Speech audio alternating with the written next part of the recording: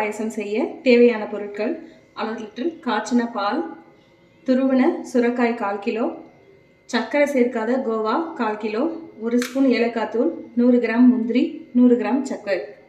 Case on பண்ணிக்கலாம். துருவி வச்சிருக்க 1 கப்பு சுரைக்காவை இதில் சேர்த்துக்கலாம்.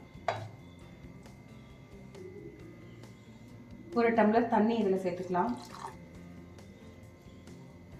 இப்போ ஒரு 5லிருந்து 10 நிமிஷம் கொதிக்கட்டும். இதை அப்படியே விட்டுடலாம். ஒரு 10 நிமிஷம் கொதிச்சாதான் இந்த சுரைக்காய் நல்லா வேகும்.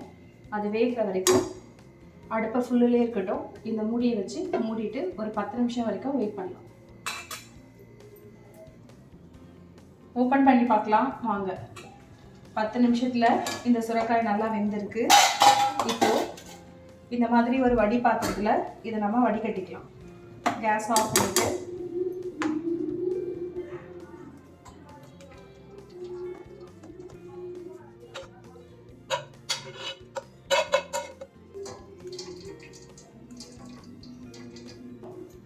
ரெண்டு ஸ்பூன் நெய் போட்டுக்கிறேன்.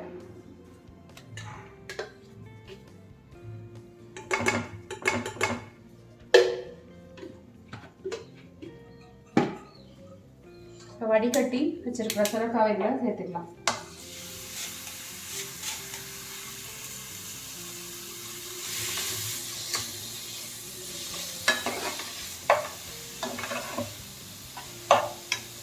இப்போ இந்த நெய்லேயே இந்த சுரைக்காயை ஒரு 2 நிமிஷம் நல்லா ரோஸ்ட் பண்ணிக்கலாம். இந்த நெய்யில் இது நல்லா ரோஸ்ட் ஆகும்போது இந்த வெஜிடபிளோட அந்த பச்சை வாசனை சுத்தமாக போயிடும். இந்த நெய்யோட வாசனை மட்டும்தான் அதில் இருக்கும். இந்த காயோட வாசனை அதில் நம்ம ஃபீல் பண்ண முடியாது. இதில் காய்ச்சி ஆற வச்சிருக்க பாலை சேர்த்துக்கலாம்.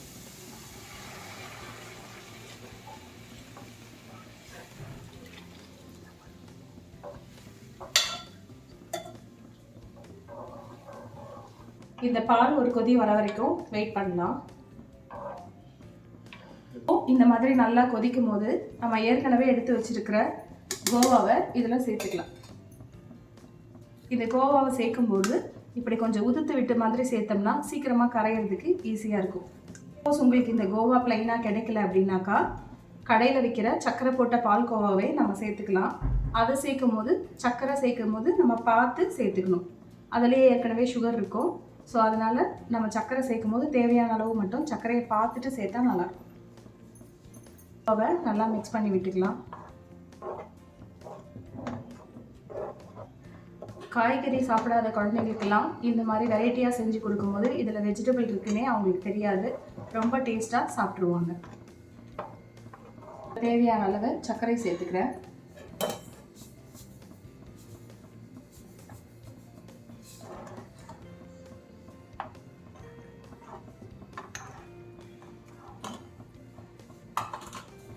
ஒரு ஸ்பூன் ஏலக்காய் தூள் சேர்த்துக்கிறேன்.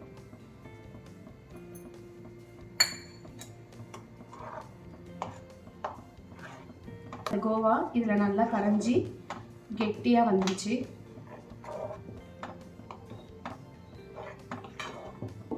இதில் வறுத்து வச்சிருக்கிற இந்த முந்திரியை சேர்த்துக்கலாம்.